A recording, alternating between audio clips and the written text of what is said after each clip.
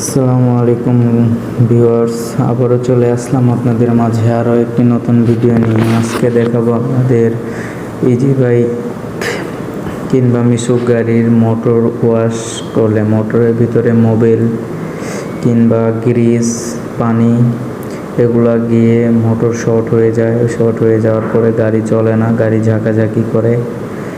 তো তারপরে আমাদের এক খুব কাছের ভাই আমাদের কাছে তার গাড়িটা নিয়ে আসলো। নিয়ে আসার পরে দেখলাম, আমরা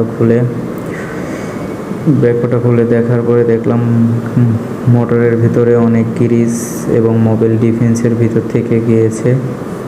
তো দেখতেই পাচ্ছেন আপনারা, আমি মোটরটা পেট্রোল দিয়ে ওয়াশ করতেছি, কারণ পেট্রোল দিয়ে ওয়াশ না করলে, কেরোসিন কিংবা থিনার দিয়ে ওয়াশ করলে মোটরটা অনেকক্ষণ হিট দেওয়া লাগে। হিট দেওয়ার পরেও তার ভিতরের ভিজা ভাবটা যায় না। তো পেট্রোল কিংবা অকটেন দিয়ে ওয়াশ করার সাথে সাথে আধা ঘন্টা কিংবা 1 ঘন্টা ফ্যানের বাতাসে কিংবা খালি জায়গায় রাখলেই সেটা শুকিয়ে যায়। তো আমরা যে মোটর ওয়াশ করি আমরা পেট্রোল দিয়েই করি, আমরা কেরোসিন কিংবা থিনার দিয়ে করি না, কারণ থিনারের মধ্যেও কেরোসিন যুক্ত থাকে।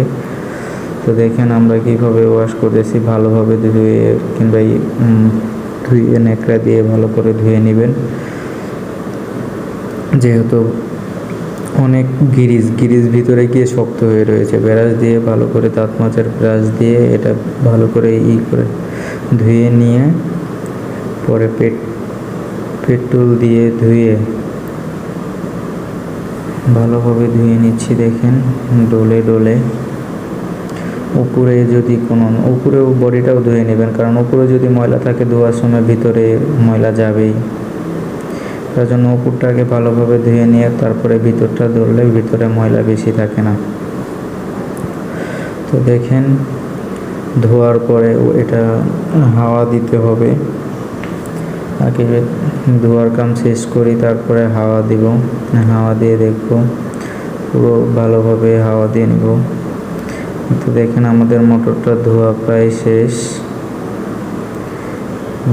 আমি উল্টে পাল্টে ধুয়ে নিয়েছি ভালোভাবে।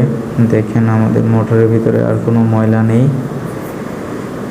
গ্রিস পানি সবই হয়ে গেছে। তো এখন আমি মোটরটা ভালোভাবে হাওয়া দিয়ে নেব। দেখেন আমি ভালোভাবে হাওয়া দিয়ে নিব। হাওয়া দিয়ে নেওয়ার পরে আধা ঘন্টা শুকিয়ে আমি আইসি লাগিয়ে মোটরটা ফিটিং করে ফেলব। তো যারা নতুন কাজ শিখতে চান মিশুক অটো গাড়ির, তারা আমার স্ক্রিনে দেওয়া নাম্বারে যোগাযোগ করেন এবং আমার ইউটিউব চ্যানেল লাইক এবং কমেন্ট সাবস্ক্রাইব করে দেন। আমার ফেসবুক